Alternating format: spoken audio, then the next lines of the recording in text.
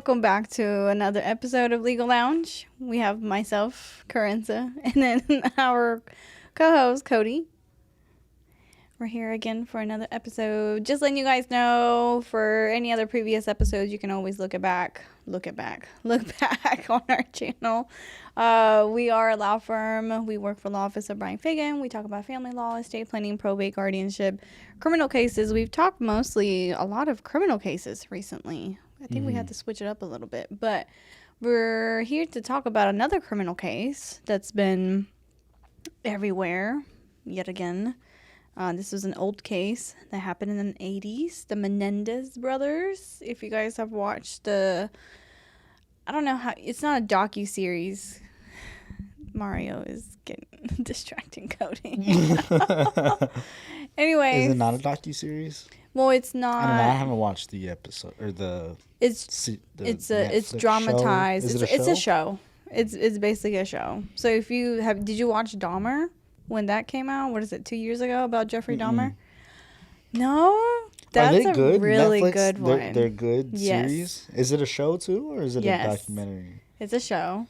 Docu-show. But that Jeffrey Dahmer one was really good. Like the actor that played Jeffrey Dahmer was spot on.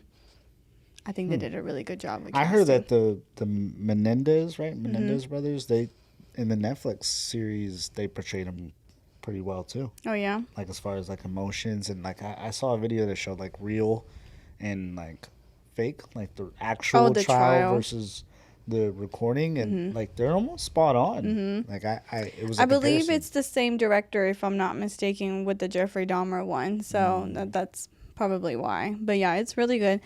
I have not finished it. The Menendez brothers one. You haven't even started it. No, I don't know if you do this with your significant others too, but if I start something, I can't proceed without my significant other being there. Yeah. So he's like, oh, but I've been waiting on you. I was like, oh, I've been waiting on you.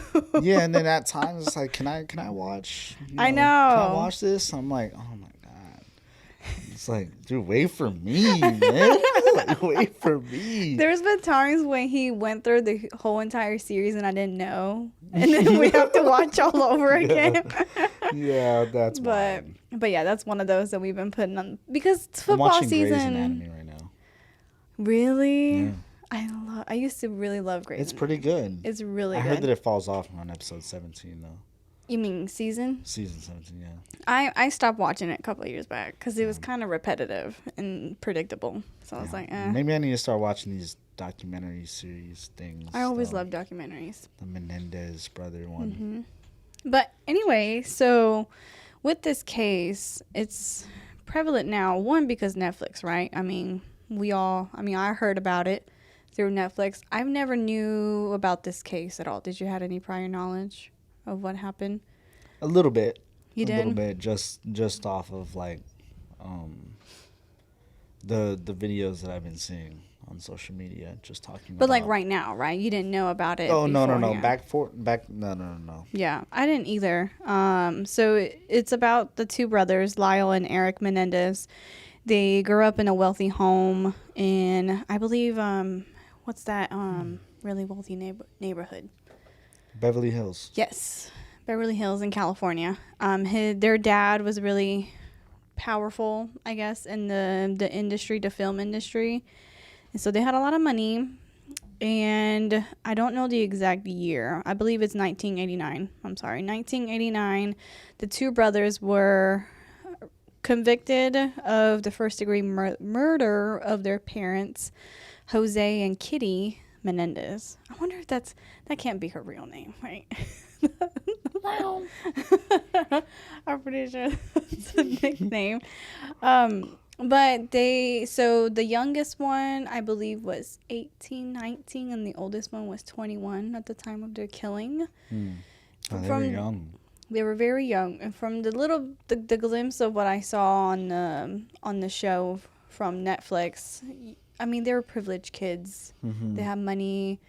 I believe they were going to, like, Ivy League school. Privileged financial-wise. Financial, right. So a lot of expectations, and it was made their defense was sexual abuse as to their motive to kill the parents. But a lot of people believe that it was a financial motive to kill the parents, to gain their assets that they would have been inherited from his dad. There's actually the 911. Have you heard that one too? The audio of the 911 call? No?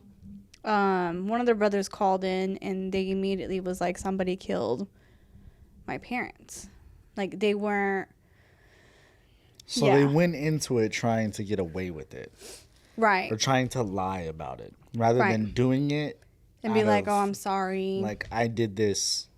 Yes, I did this, but I did it for this reason. Mm-hmm.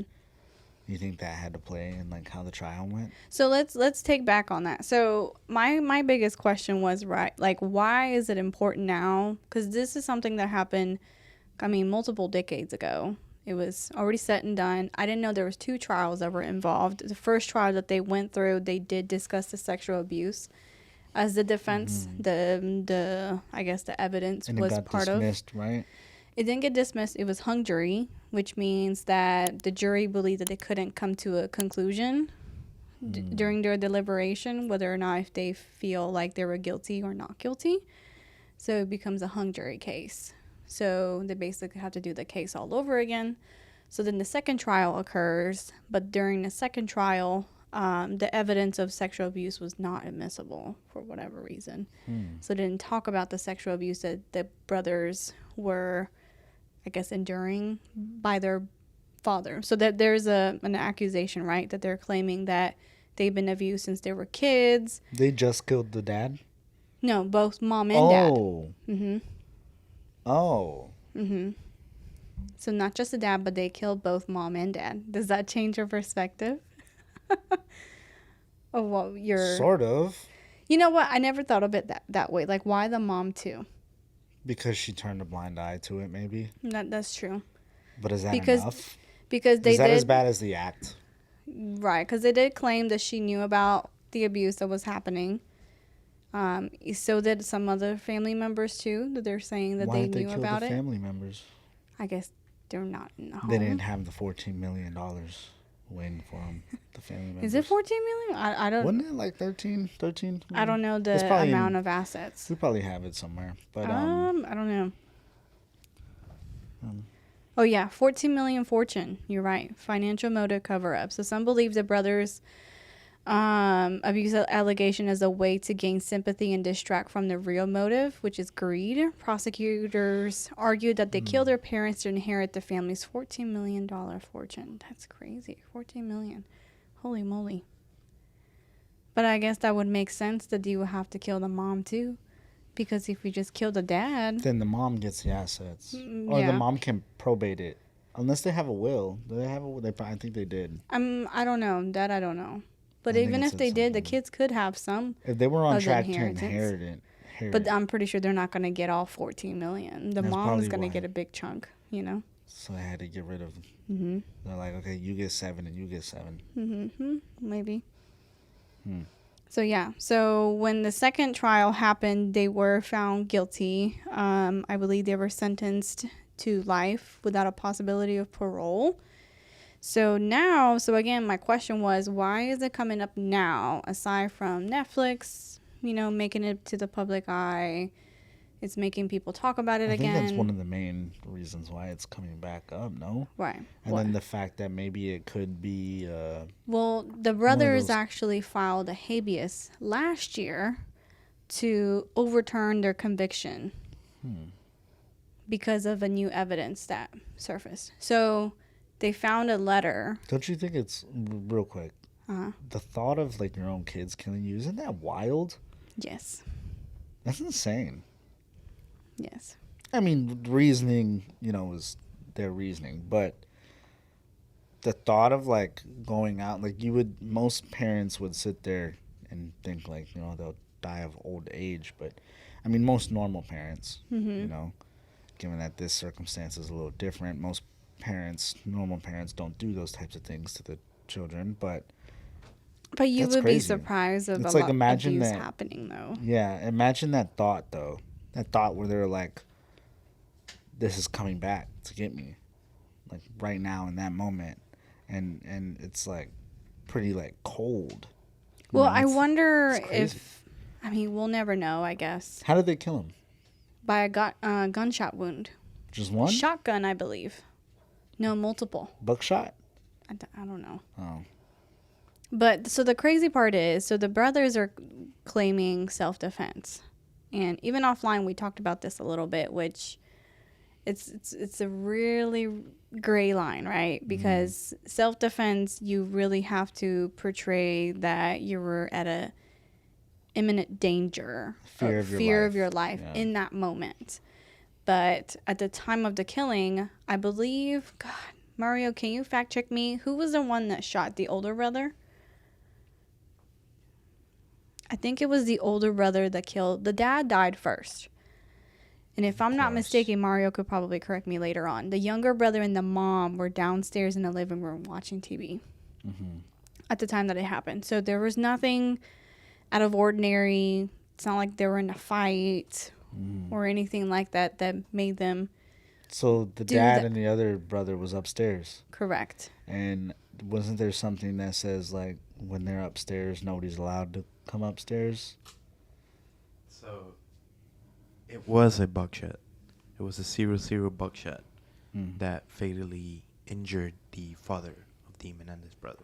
Yeah. But that was the older brother that shot? It was the older brother. Yeah. Yeah. Yeah. Correct. What about the younger brother? So what did the younger brother actually do? Kill the mom next? Sorry. We should have known that. Or was it the older brother that... I remember seeing something on that one video that said, like, the reason why he did it is because he was sexually abusing him and his younger brother. Right. So maybe it was the older brother that did both. Right. So the sexual abuse happened with both of them, but mostly the younger one, Erik Menendez. Maybe he is booked because it's like, what's it called? Like forming a plan? Or what's it called? The intent to...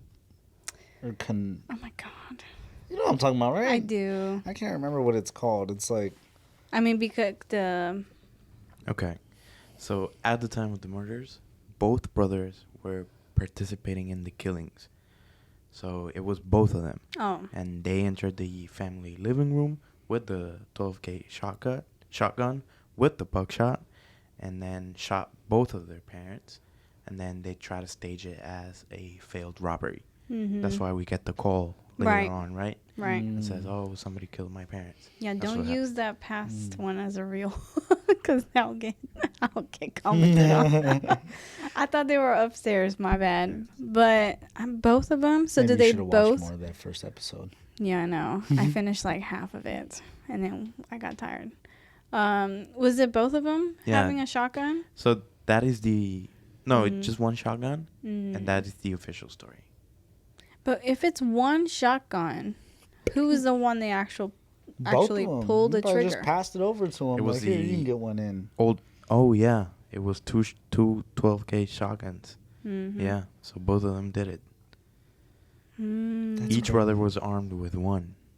And then using both guns, they fired multiple times at close range. That's crazy.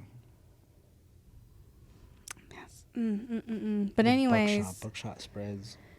But see, we talked about with the Murdaugh. Like, why a shotgun? Why not a pistol? It's a hunting weapon. I mean, I get you, but typically that's something that's like easily accessible. And well, that makes sense. Handguns are typically in places of self-defense rather than on display for like hunting, I feel like. Yeah. Most families would have a hunting rifle or a hunting weapon. But in the middle of California? I mean, I guess you can still want to go out and hunt. Yeah, that's true. That's people crazy. Hunt everywhere. But yeah, they purchased those like a couple of days beforehand. They were purchased legally. Oh, see, that was another thing that I seen too. So that it was planned.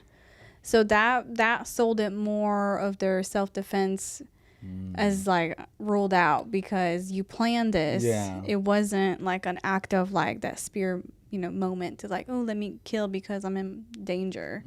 They had a plan to do this all along. Yeah, they have the pre-plan, the act, and the cover-up. Correct. Yeah, like, the cover-up. You have the story, right? Yeah. Yeah, because I listened to that 911 call. I don't know which brother it was, but they're legit crying, like playing a whole act of like, oh, somebody killed my parents, and yada, yada, yada. So people were like, come on, you're not dismissing the fact that you did it. I mean, I'm sorry, you are dismissing the fact that you did it. And then you're playing this whole act and you had a whole plan this whole time. Yeah. It was just a matter of when it was going to come. And I don't know what made them think that that was a day to kill them. I don't know a whole lot of details on that portion. That they would probably both be home or something. Yeah. Yeah. It was planned, so... So that doesn't really align well with self-defense, right? Right. Because self-defense crimes are very passion crimes, right? Like your life feels threatened and, you do whatever it takes to protect it, right? This feels like, let's do this, right? And after we do this, let's do this. And we'll get away with it. Yeah. Right? Interesting. And then there was a therapist involved with this crime too. So the youngest brother had a therapist. His name is Jerome Oziel, played a manipulative role. That's what they're suggesting. Influencing Erik's confession and capitalizing on the case for personal gain. Oziel's girlfriend, who leaked the confession, also had her motives questioned, with some suggesting she wanted to profit from the media frenzy. So there's just a lot of things that were involved because he was the one that told his therapist that he killed his parents. And so then they leaked that confession, which that's hard to because you do have an obligation to report those instances. Really? But do you not? Between your therapist, I think everything is... Maybe it is confidential. Yeah, it's crazy. Yeah. It's legal and ethical. Like, it's both ways. You cannot say. So the girlfriend leaked it. Right. So it wasn't technically him, but yeah. I'm sure he played a part in it, right? It's like, let's do this, right? Let's get famous. I wonder whose license got revoked. I guess he can't because they're saying that it was the girlfriend that leaked it. How do you feel? Would you tell your therapist if you did something like that? Would you trust your therapist? He did get his license revoked? Yep. California Board of Psychology. Yeah. Would you say that and feel confident? No. That they're not going to say anything? And how do you feel as a therapist knowing that information and there's a murder sitting in your couch? And then you have to keep that as a secret because that's my job? I'm sure a lot of therapists have murders on their couch. And then they just deal with it? Because think about it, it's like rehab. Like people that, pass felons and they seek therapy. But what if you can solve like 10 cold cases because you have that information? Cold cases is different. You know what I mean? People that are already convicted I think it's more rare for somebody that's not. No, he said it before his conviction. I know. I'm saying people that aren't convicted yet, I think that's more rare to see in therapy. Now people that are already convicted, I'm sure they talk to plenty of people. No, that's different. That's crazy. But like, let's say like a little kid had like those homicidal thoughts and they're doing child therapy. It's like, yeah, I did something crazy to a friend, maybe not kill, but assault. And you just hold that in and not report it. If it's assault, yeah. I think it's worth giving up your license for solving 10 cold cases. You think so? Yeah. Because, at what cost? That's true. But then what do you do as your career after that? You're not a therapist anymore? Just like everybody anymore? else. You figure something else out. It's a new path. Man, that would be hard. I didn't think about that. I didn't think about people can just say off-the-wall crap and you just have to keep your confidentiality. Off-the-wall crap. That's crazy. Well, anywho, were you going to say something? So for example, for those type of cases, I think they can break it. Like if they're like a danger to themselves or to others. They can say, right? Yeah. Yeah. For that type of case, yeah. Or if it's like child abuse or something So like that. why did he get his license revoked if that's the case? Because it wasn't. They leaked it? Because the incident already happened. Right? But then also, how Oh, it would wasn't the something girlfriend... that just happened. No. It happened back that's what then. he's It was saying after. is Like, there's no danger to no one because the crime already happened. Like, for example, if you were to go to a therapist, I killed someone 10 years ago. You cannot say anything. But if you say, I'm planning to kill this person, then Oh, I gotcha. Mhm. Because if you don't say something, then you're liable for something that could happen as an outcome. knowing a crime is going to happen and allowing. That makes sense. Okay. Dang, I had a thought before you went into that, and I completely forgot what I was going to say. Oh, and then also, too, like, the girlfriend should have never had an access to that tape, right? And why was it even recorded? Yeah. Those are probably the reasons why he lost his license. Yeah. I guess that's reasonable. Interesting. Because if it's a crime that has been committed but not, like, reported, then I think that has to do with what he was saying. Mm-hmm. So let's go back to some of the justification, right? So going back to, we talked about the financial motive cover-up. Could that be a possible motive? Agree, Yes. disagree? Yes, because why not just keep a pocket knife in your back pocket, and then, the next time he tries something, just, like, fool him into thinking that you're going to go along with whatever he's trying to get you to do, and get him to turn his back, and then just How was that get series him in the throat portrayed afterwards when they were trying to cover it up as a robbery? Did they go into details about that in the show? Like, how did they try to cover it up?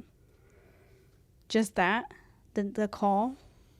I think the investigators pretty quickly, like, saw through that. Oh, okay. And were like, that it wasn't a robbery. yeah, because...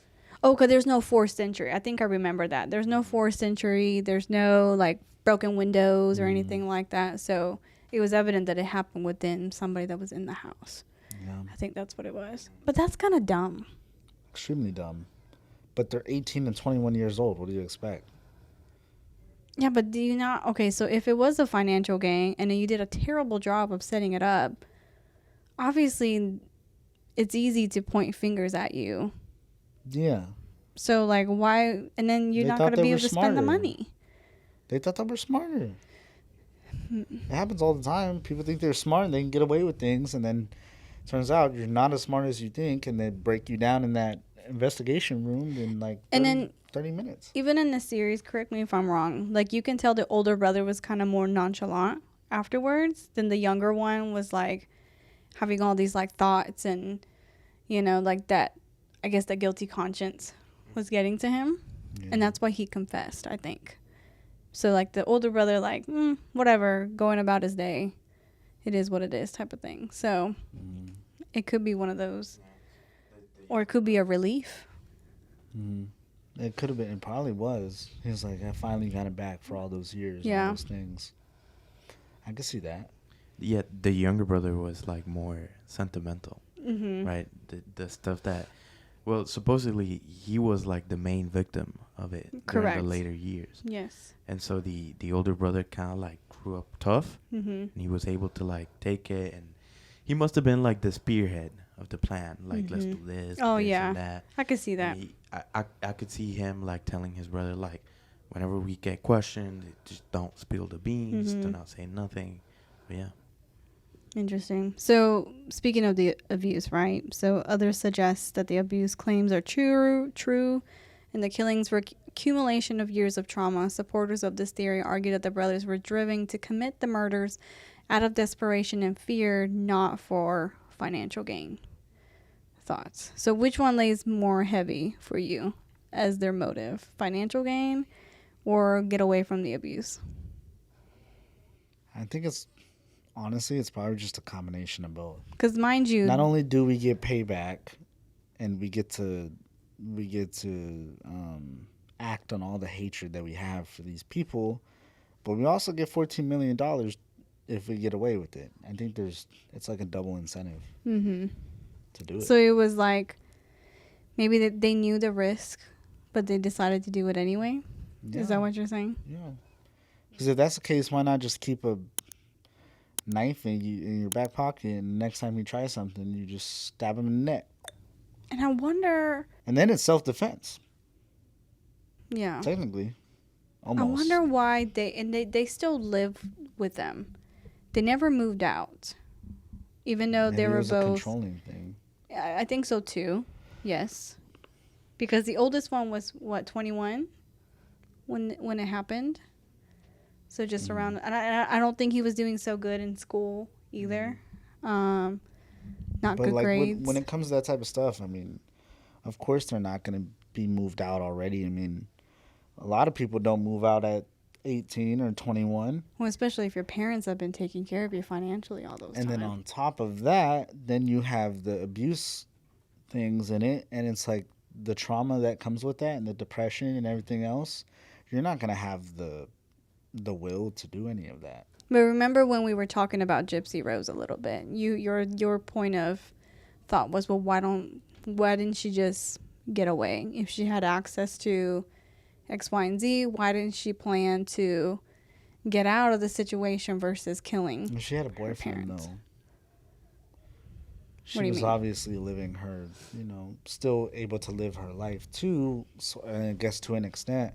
But it's like, if she has a boyfriend, why not just go move with her boyfriend?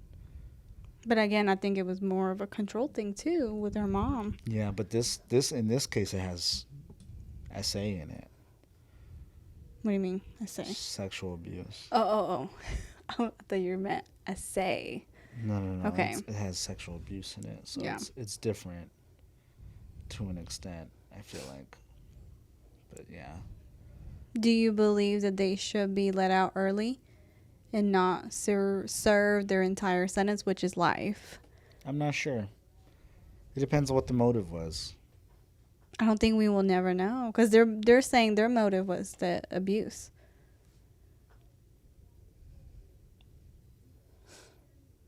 Nah. That's a difficult question. Yeah. It's only because of like abuse part where it's like making me think like it's valid, but at the same time, there's proper, according to the law, there's proper ways to do to get justice rather than murder. So people are saying too, right, back then, late 80s, early 90s, abuse against men or boys, especially sexual abuse, wasn't so much talked about like how it is right now in this generation. So a lot of people are saying that let's say it happened now, the murders happen now, they may get more sympathy from the jury based on the abuse, that's their motive, that's why they killed their parents, versus back then it was kind of swept under the rug, like, oh, set up a secret camera. There's no way guys can be sexually, essayed. Set up a secret camera. Put a camera recorder in the room. Do something. Put it in your back pocket. Put it in your shoe.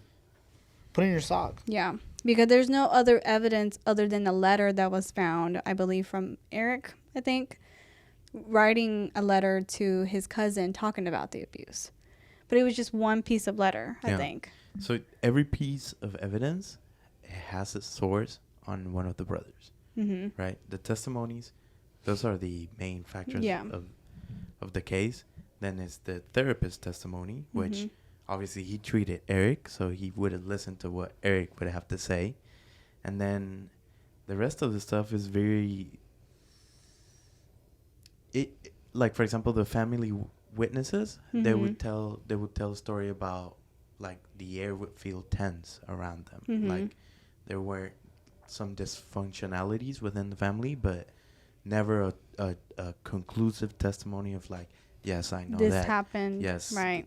I saw this and nothing like that.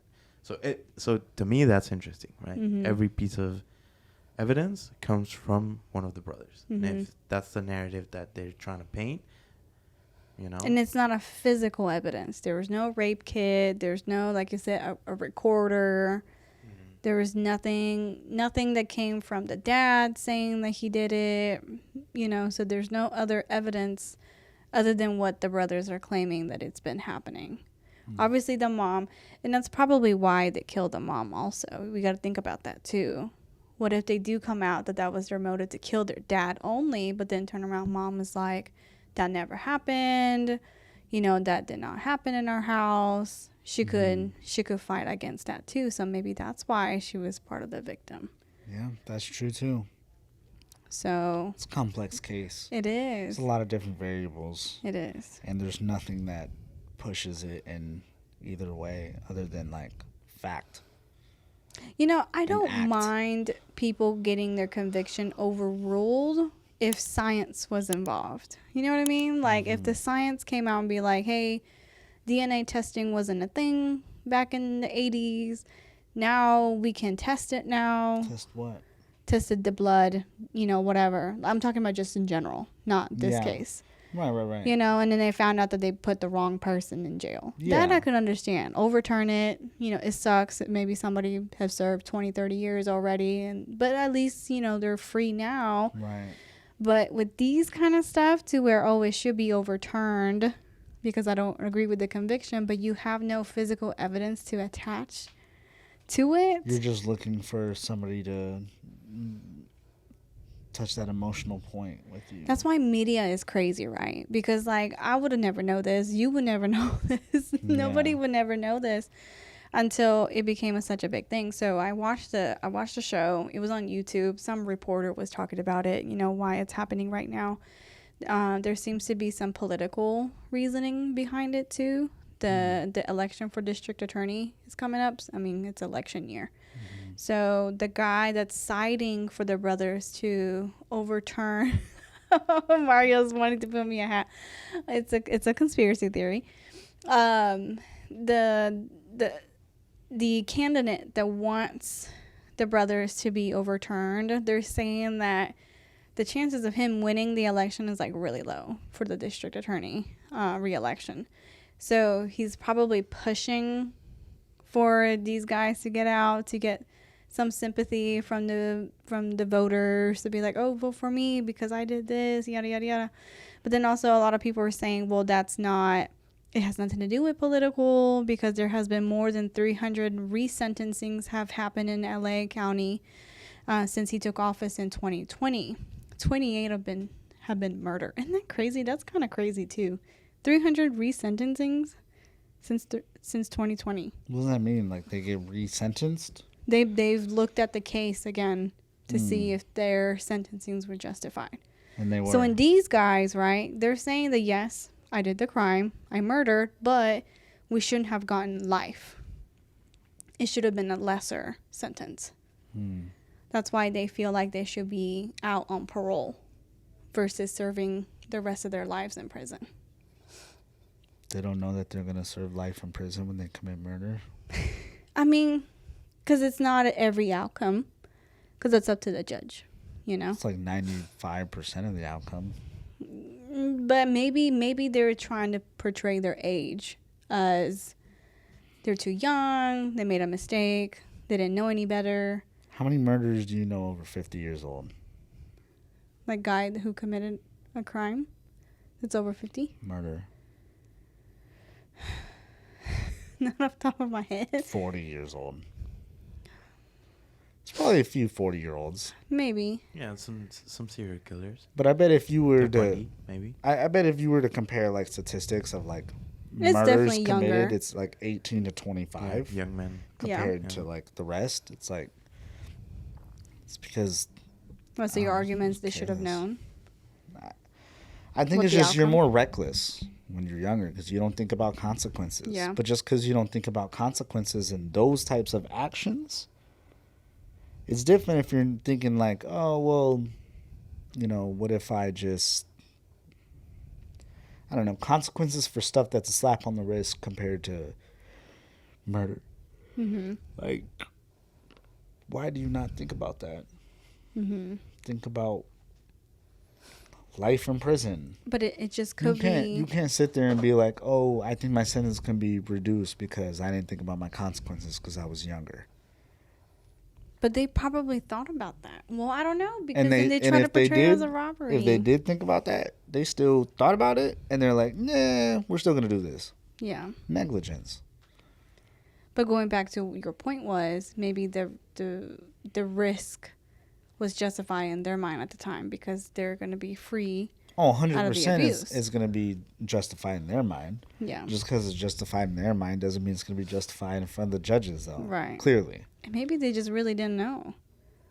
They really thought that they would believe them, and they could just be okay. And that's the problem of like the minds and the effect that it has on your mind, and the effect that trauma has on your mind is you just don't process and see things clearly. Mm-hmm. So, I don't know. I was even surprised how the therapist was involved too. Like I didn't, like, you know what I mean?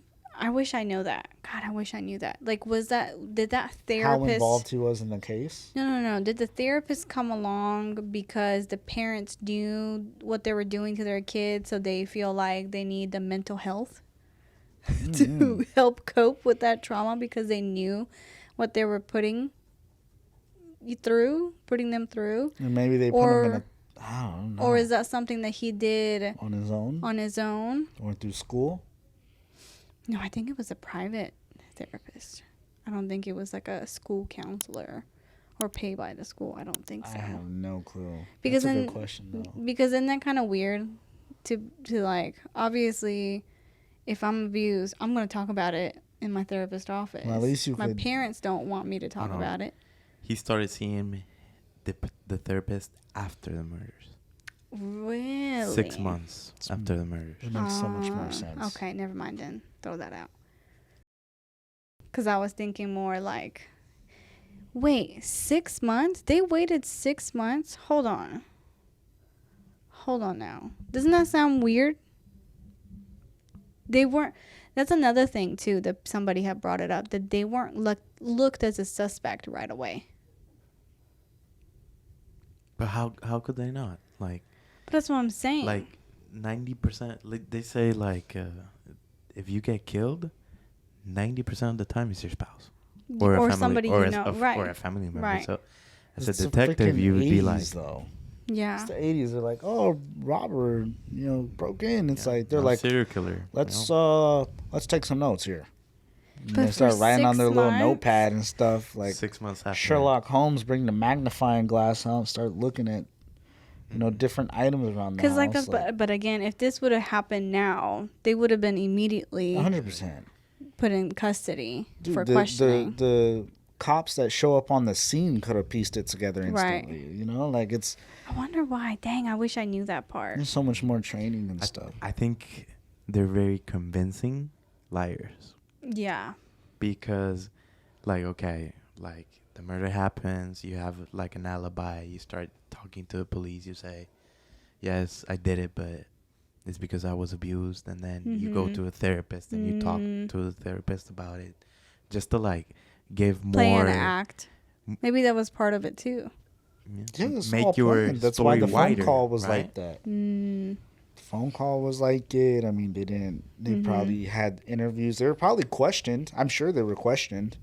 Yeah. They probably just lied in the questioning too, but they don't have body cams back so then. Maybe they got the therapist to be like, oh, look, we're trying to work through our trauma. Our parents just died.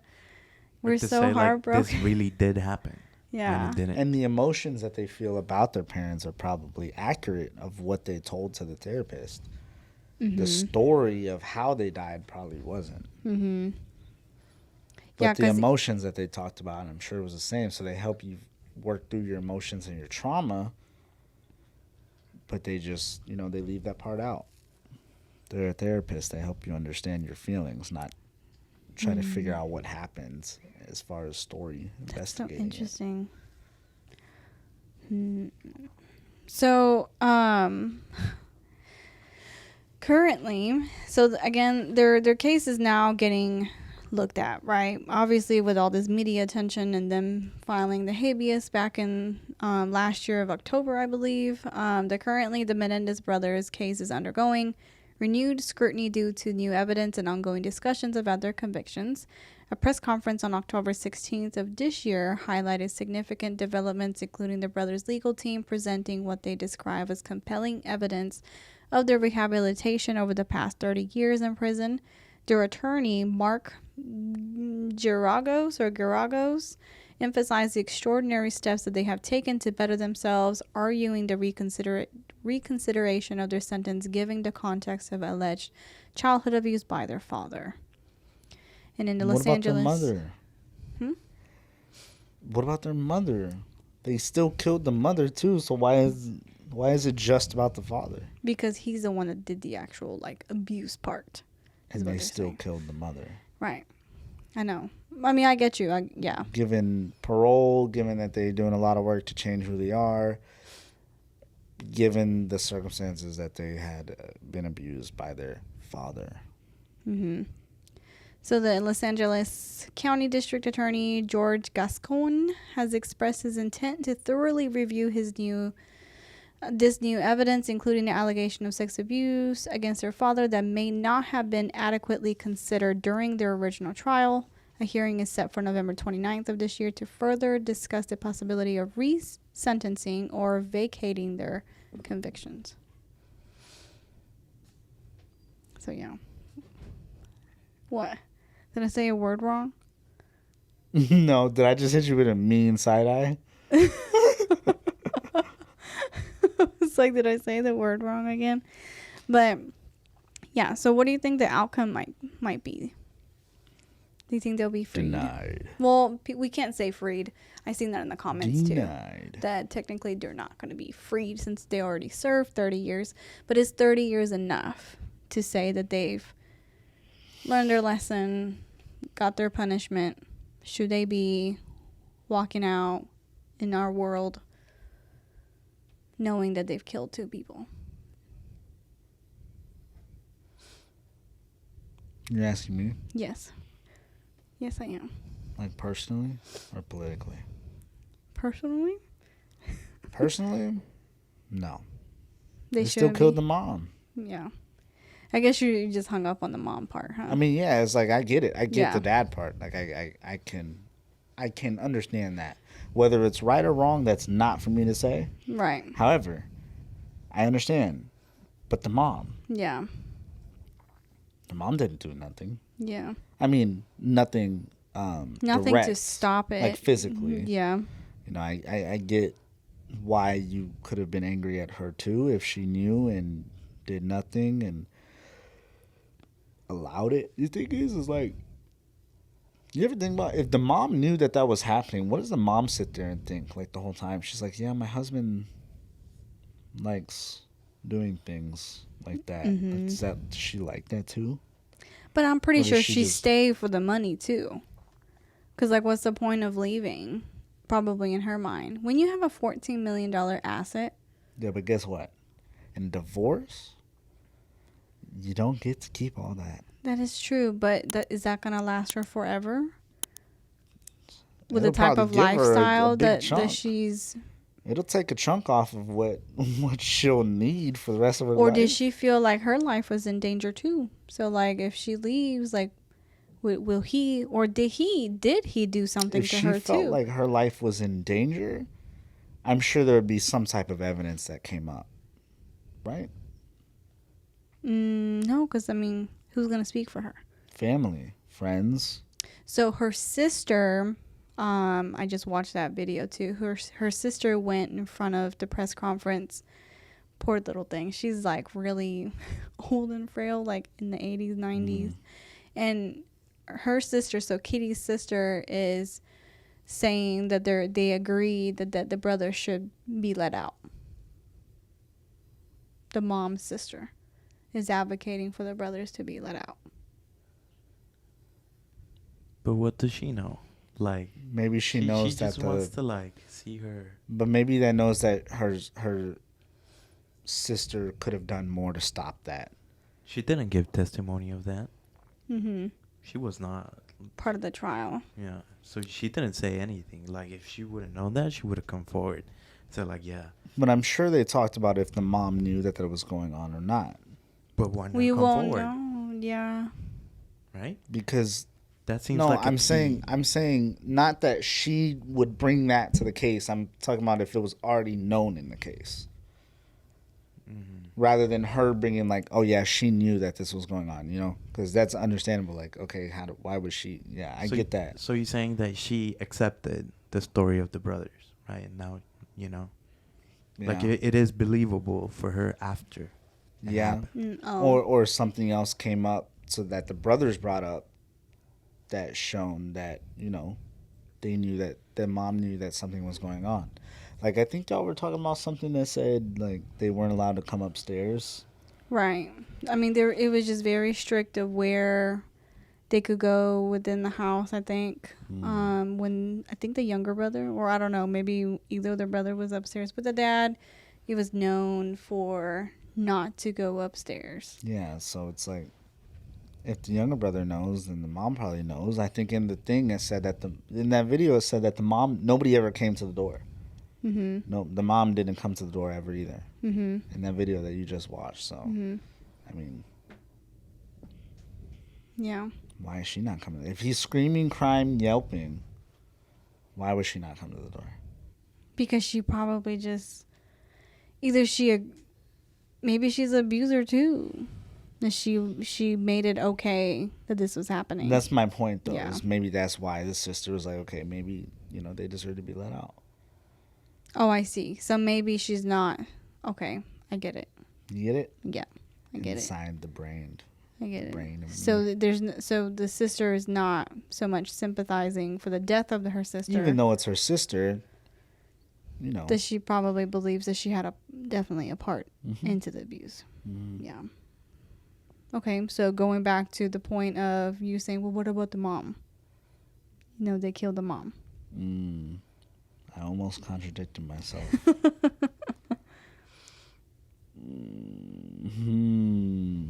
I don't know. That's hard to say. And I guess we'll never know, right? There's just not enough evidence to say like what really happened. If there's not enough evidence, then. And then why just one letter? Am I wrong? Maybe there's multiple, but I only know of one letter. Just like a fictional. To the cousin. The only thing. What if it was fake? Who writes That's what letters? I'm saying. Who really writes letters like that, though? I mean, there was no text messages back then. So there's one letter. There's not a response letter? No. Not that we know of. Maybe, but maybe they don't have it anymore. If I was them, I would have wrote like 15 letters. And why did the cousin keep it? Seemed important to him, but the only like external evidence that doesn't come from the brothers is the psychological evaluations, which are opinion based. Right? And I hate those. We already like determined that they can be pretty convincing. You know, they're rich kids from Beverly Hills and their father abused them and this and that. They can paint a narrative, right? They can act a certain way, right? And so the only like external evidence, it's opinion based. Yeah. Because and what it showed is that they showed signs of trauma, but that could be related to how the father was very strict instead of abusing them, because he was really strict based on witness testimony. But right? if he was also abusing them, you can't rule that out. No. When it comes to like that's right. Because yes, isn't necessarily opinion based. There's science, there's facts that result that come from those things. So it's like. But he's saying you can't point what the traumas are in those evaluations. You can, though. Well, is it scientific evaluation or just like... If it's psychological, you can still pinpoint it. Yeah. Oh. You can pinpoint if someone has anxiety or depression or this or that, but we don't know the cause. But if you're a therapist, you know the cause. But it could be multiple in one, right? Yeah, of course. Could be multiple like every human is different, right? Some people get stressed, some people don't. But in this circumstance, it's different than a general thing. In this circumstance, they went to the therapist 6 months after their murder. Mm-hmm. So it's almost like directly tied. Mm-hmm. They weren't going beforehand. Dang. It's almost directly tied. So it's like you kind of have to keep that in consideration where it's like, yeah, it's technically an opinion that's like, okay, they showed signs this and this and this based off of what I heard and what I see. But what if that trauma is their killing? Could be too. Could be remorse, guilt. Right. You know? Right? Killing your parents. It's not, your mother. Especially because they went after, right? It wasn't you before. Kill somebody and then you feel remorse. If you're going to kill somebody, at least be sure that you're going to be perfectly okay with it. Yeah, but I don't think everybody has that reaction. I'm telling you. Yeah, I mean, that's fair. You know? I don't know. I still think I don't know. I guess you can still feel bad, I guess. And you can feel bad. I'm sure I think most people feel bad. Most do. Most. You talking about murderers. Most murderers? If it's a crime of passion, yeah. I think so. I think it's guaranteed. Right? Many death row. What do you mean crime of passion? Like not premeditated, right? Like, for example, you got in a fight with someone and you accidentally killed them because you punched them too hard and they fell and they broke their neck. You regret that, right? Because it wasn't like you had it planned. It just happened, right? And you regret your actions. But a lot of I've seen a lot of documentaries with like death row people, and they often like dissociate themselves from the other person, right?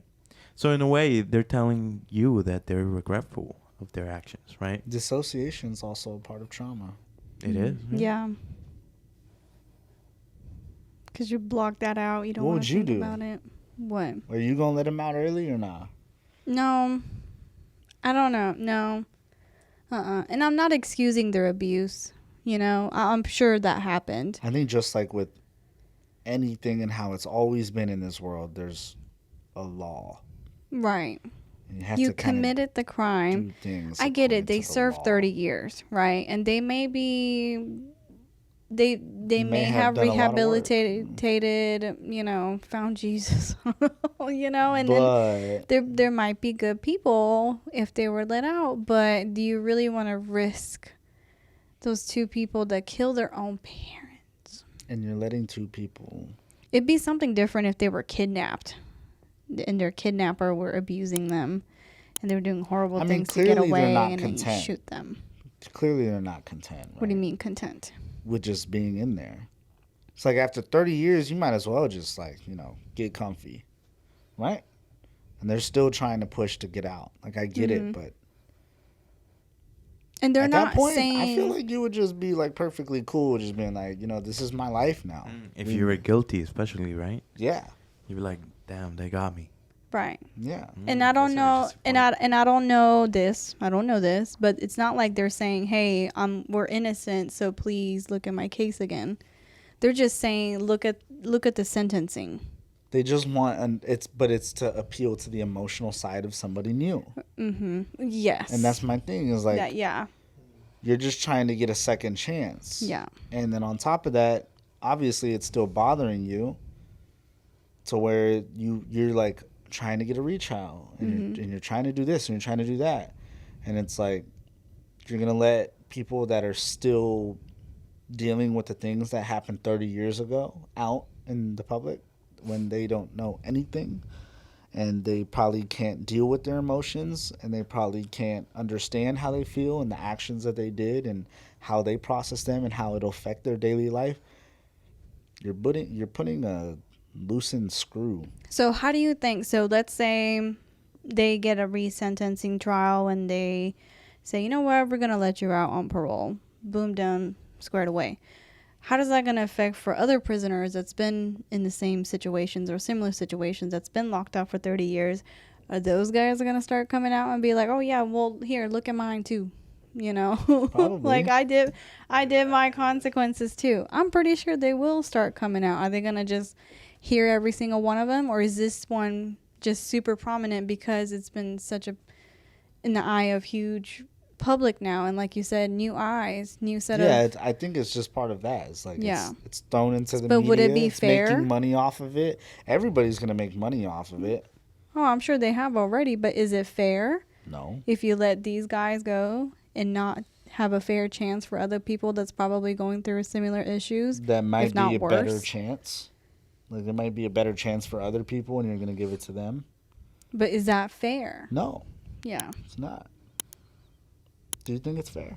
No, because I just feel like these guys just have the extra attention on them right now because of what's happening. And if they, with the attention, they're trying to get it back into the media to sway the minds of people. Because what are they going to do? They're going to go to podcasts and they're going to go to TV shows and talk about their experience? Are we glorifying until people forget murderers? About them, until it stops doing numbers and nobody asks them. Right. But it's going to be around for a while. Just like OJ. OJ never left the scene of public eye about his murder. People like us, like I was barely born at the time. It's not like I was a teenage kid that watched his Ford Bronco driving across the freeway on a chase. I didn't watch that. I was too young to even witness that.